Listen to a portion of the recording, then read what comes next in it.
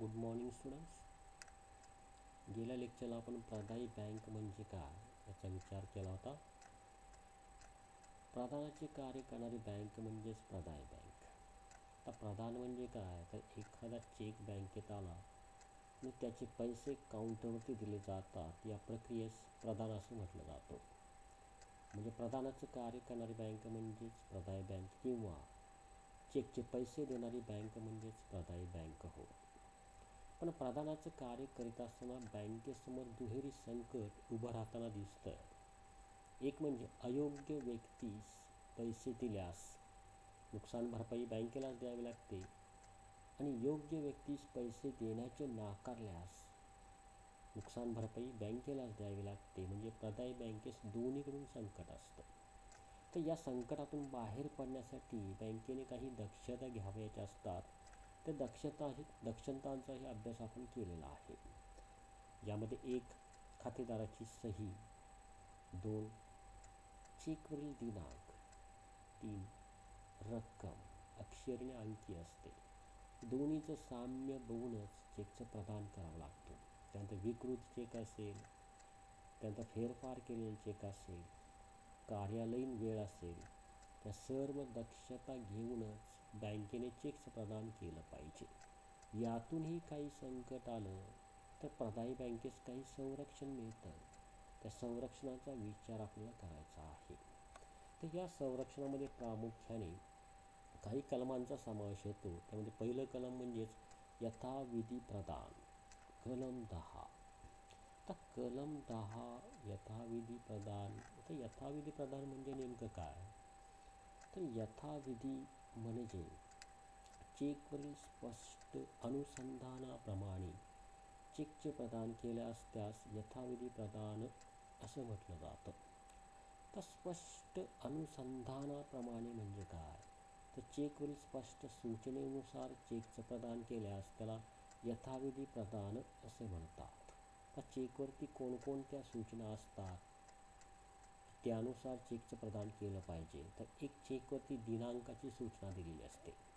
या दिनांकाच्या पुढे तुम्ही चेक प्रदान करायचा आहे. म्हणजे चेकला प्रथम दिनांकाची सूचना असते, दुसरी ज्याला पैसे द्यायचे आहेत त्याचं नाव त्याच्यावरती लिहिलेलं असतं, ही दुसरी सूचना असते, आणि तिसरी त्याला किती पैसे द्यायचे आहेत म्हणजे रकमेसंदर्भात सूचना असते. दिनांक, आदात्याचे नाव आणि रक्कम या संदर्भात सूचना दिलेल्या असतात. या स्पष्ट सूचनेनुसार म्हणजे विशिष्ट दिनांकाला विशिष्ट व्यक्तीस आणि विशिष्ट रक्कम दिल्यास त्यास यथाविधी प्रदान असं म्हटलं जातं. म्हणजे यथाविधी प्रदानाने चेकचं प्रदान केल्यास कलम 10 नुसार प्रदायी बँकेस कायदेशीर संरक्षण मिळेल. बँकेने प्रामुख्याने सूचनांचा विचार करूनच चेकचं प्रदान केलं पाहिजे. मग एखादी अयोग्य व्यक्तीस चेकचं प्रदान केल्यास म्हणजे स्पष्ट सूचनेनुसार चेकचं प्रदान केल्यास कलम 10 नुसार प्रदायी बँकेस नुकसान भरपाई द्यावी लागणार नाही, तर कलम 10 नुसार प्रदायी बँकेस संरक्षण मिळेल. दुसरा कलम आहे कलम 85. तर कलम 85 हे चेकच्या संदर्भात आहे. एक वाहक देय चेक, दुसरा आहे तो आदेश देय चेक. तर वाहक देय चेक म्हणजे काय, तर कोरा चेक. कोरा चेकवरती दिनांक लिहिलेला नसतो, आदात्याचं नाव लिहिलेलं नसतं आणि रक्कमही लिहिलेली नसते. फक्त खातेदाराची सही त्या चेकवरती असते, त्यामुळे त्याला आपण कोरा चेक म्हणतो. या चेकवरती एखादा आपले नाव लिहू शकतो, दिनांक लिहू शकतो, रक्कम लिहू शकतो, आणि तो चेक बँकेत घेऊन आला तर बँक प्रथम पाहते की चेकवरती दिलेली स्पष्ट सूचना कोणत्या आहेत. दिनांक लिहिलेला आहे, आदात्याचं नाव लिहिलेलं आहे आणि रक्कम ही लिहिलेली आहे आणि खाली सही आहे. या सर्व सूचना बघितली की बँक त्या चेकचे प्रदान करते. मग तो व्यक्ती योग्य आहे की अयोग्य आहे याची तपासणी केली जात नाही. स्पष्ट सूचनेनुसार चेक बँकेत आला की त्याचं प्रदान प्रदायी बँक करते, आणि यात अयोग्य व्यक्तीस पैसे मिळाले तर कलम 85 नुसार प्रदायी बँकेस कायदेशीर संरक्षण मिळेल. त्यासाठी बँकेने स्पष्ट सूचनेचा विचार केला पाहिजे किंवा त्याची तपासणी केली पाहिजे. दुसरा जो चेक आहे तो आदेशदेय चेक. तर आदेशदेय चेक म्हणजे काय, तर त्या चेकची रक्कम कुणास मिळावी, विशिष्ट व्यक्तीस मिळावी किंवा या व्यक्तीस मिळावी असा आदेश त्या चेकमध्ये दिलेला असतो. आदेशदेय चेक म्हणजे काय, तर विशिष्ट आदात्याला पैसे त्याचे मिळावेत, एक्स व्यक्तीस त्या चेकचे पैसे मिळावेत, त्याला आदेशदेय चेक म्हणतात. आता असा आदेशदेय चेक जर बँकेत आला तर प्रदायी बँक प्रामुख्याने चेकवरील दिनांक, आदात्याचे नाव आणि रक्कम आणि खातेदाराची सही आहे का तपासते. त्यानुसार म्हणजे स्पष्ट सूचनेनुसार चेक जर येत असेल तर साहजिकच त्या चेकचे यथाविधी प्रदान करून चेकची चेकचे प्रदान बँक करते आणि त्यानुसार जर अयोग्य व्यक्तीस त्या चेकचे पैसे गेले असेल तरीही कलम 85 नुसार प्रदायी बँकेस कायदेशीर संरक्षण मिळेल. वाहक देय चेक असेल किंवा आदेशदेय चेक असेल तर या दोन्ही चेकच्या संदर्भात बँक एकच विचार करते, ते म्हणजे त्या चेकमध्ये दिलेल्या सूचना. त्या सूचनांचा विचार करून चेकचं प्रदान प्रदायी बँक केल्यास तिला कलम 85 नुसार कायदेशीर संरक्षण मिळेल. तर तिसरा कलमाचा विचार करायचा आहे, कलम 85 डिमांड ड्राफ्ट. तर डिमांड ड्राफ्ट म्हणजे काय, तर एखाद्या बँकेने त्याच बँकेच्या शाखेवरती विशिष्ट रक्कम देण्याकरता दिलेला आदेश आहे किंवा विशिष्ट रक्कम देण्यासंबंधीचं विपत्र आहे. हे जर विपत्र बँकेत आलं तर बँकेने प्रामुख्याने त्याच्यावर दिलेल्या सूचनांचा विचार केला पाहिजे. तसेच तो जर डिमांड ड्राफ्ट क्रॉस किंवा रेखांकित असेल, म्हणजे 2 तिरप्या रेषा डाव्या बाजूला असतील त्या चेकवरती, तर त्याला आपण रेखित चेक किंवा रेखांकित चेक असं म्हणतो किंवा क्रॉस केलेला चेक असं म्हणतो. तर असा डिमांड ड्राफ्ट खात्यावरती आला तर साहजिकच तो खात्यामध्ये भरला पाहिजे. त्याचे पैसे काउंटरवरती देता येत नाही, ते बँकेनं या सूचनेचं पालन केलं पाहिजे. म्हणजे क्रॉस चेक हा खात्यावरती जमा केला जातो, तो काउंटरवरती दिला जात नाही. मग जर काउंटरवरती पैसे दिले तर सर्व नुकसानीस बँक जबाबदार राहील. याउलट जर त्याचे पैसे खात्यावरती जमा केले तर कलम 85 नुसार प्रदायी बँकेस कायदेशीर संरक्षण मिळेल. तर पुढचं जे कलम आहे ते म्हणजे कलम 89, फेरफार कलम 89. तर फेरफार केलेले चेक असतात. फेरफार म्हणजे काय, तर चेकमध्ये काही बदल केले जातात, चेकच्या रकमेमध्ये काही बदल केले जातात, दिनांकामध्ये काही बदल केले जातात.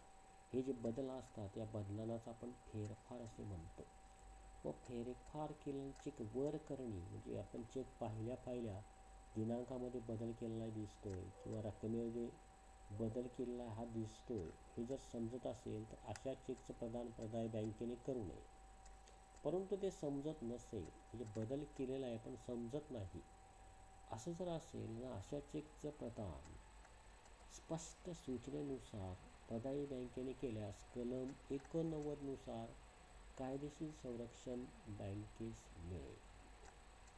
म्हणजे रकमातील बदल, दिनांकातील बदल, नावातील बदल हे जर समजत नसतील आणि असा चेक अयोग्य व्यक्ती घेऊन येत असेल तर अशा चेकचं प्रदान स्पष्ट सूचनेनुसार प्रदायी बँकेने केल्यास कलम 89 नुसार कायदेशीर संरक्षण प्रदायी बँकेस मिळेल.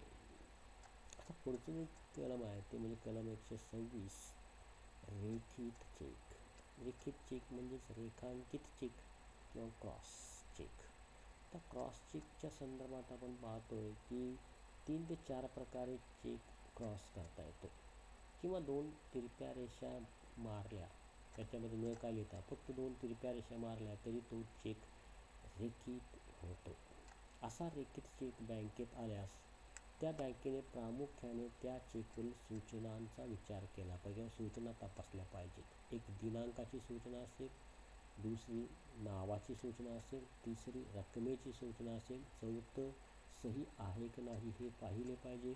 आणि डाव्या साईडला 2 रेषा मारल्या असतील तर साहजिकच असा चेक काउंटरवरती पे न करता, म्हणजे काउंटरवरती त्या चेकचं प्रदान न करता तो चेक त्या खातेदाराच्या खात्यावरती जमा केला पाहिजे, तरच प्रदाय बँकेला कलम 126 नुसार कायदेशीर संरक्षण मिळेल. जर तो चेक काउंटरवरती पे केला असेल तर कलम 126 नुसार प्रदाय बँकेस कायदेशीर संरक्षण मिळणार नाही.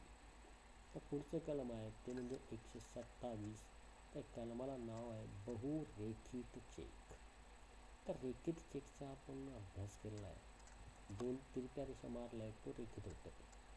बहुरेखित म्हणजे 2 तिरप्या रेषा नुसत्या 2च नसतात, तर त्या 2च्या खाली आणखीन 2 तिरप्या रेषा असतात, त्याच्या खाली आणखीन 2 तिरप्या रेषा असतात आणि त्या 2 तिरप्या रेषांच्या मध्ये वेगवेगळ्या बँकांची नावं लिहिली असतात. पहिल्या 2 तिरप्यांच्या रेषांच्या मध्ये बँक ऑफ इंडिया लिहिलं असेल, त्याच्या खालच्या 2 तिरप्या रेषांच्या मध्ये बँक ऑफ बडोदा लिहिला असेल, त्याच्या खालच्या 2 तिरप्या रेषांमध्ये बँक ऑफ पलूस लिहिला असेल, तर साहजिकच या चेकला आपण काय म्हणणार तर बहुरेखित चेक. मग अशा चेकचं प्रदान प्रदाय बँकेने करू नये किंवा तो कुणाच्याही खात्यावरती जमा करू नये. केल्यास कलम 127 नुसार प्रदाय बँकेस कायदेशीर संरक्षण मिळणार नाही. नाही केलं तर कलम 127 नुसार प्रदाय बँकेस कायदेशीर संरक्षण मिळेल. म्हणजेच बहुरेखित चेक असेल तर अशा चेकचं प्रदान किंवा खात्यावरती जमा करण्याचं कार्य प्रदायी बँकेने करू नये, तरच कलम 127 नुसार प्रदायी बँकेस कायदेशीर संरक्षण मिळेल. तर त्यानंतरचं कलम बघतोय आपण ते म्हणजे कलम 138 नुसार प्रदायी बँकेस काही संरक्षण मिळतं. ते कशा संदर्भात आहे तर पुरेशी रकमेच्या संदर्भात आहे. एखाद्या खातेदाराने खात्यावरती रक्कम नसताना, पैसे नसताना जर चेक पाठवला असेल तर तो चेक बाउन्स केला जातो, म्हणजे त्या चेकचे पैसे दिले जात नाहीत. उलटा त्या खातेदारावरती दंड लावला जातो. मग हे दंड लावण्याच्या प्रकारानुसार कलम 138 प्रदाय बँकेला कायदेशीर संरक्षण मिळेल. म्हणजे खातेदाराला दंड लावणे किंवा त्याच्या चेकचे पैसे न देणे याच्या संदर्भात काही अडचणी आल्या, काही समस्या निर्माण झाल्या तर प्रदायी बँकेस 138 नुसार कायदेशीर संरक्षण मिळेल. आज आपण प्रदायी बँक आणि तिला मिळणाऱ्या कायदेशीर संरक्षणाचा विचार केलेला आहे. त्या 4 ते 5 कलमांचा जर अभ्यास केला तर प्रदाय बँकेला कोणत्या पद्धतीने कशा प्रकारे संरक्षण मिळतं हे आपल्याला अभ्यासता येतं. एवढं बोलून मी या ठिकाणी थांबतो. पुढच्या वेळेस आपल्याला वेगळी बँकेचा थोडासा विचार करायचा आहे, ते म्हणजे वसूल बँक आपल्याला अभ्यासायची आहे. तर पुढच्या वेळेस आपण अभ्यासू.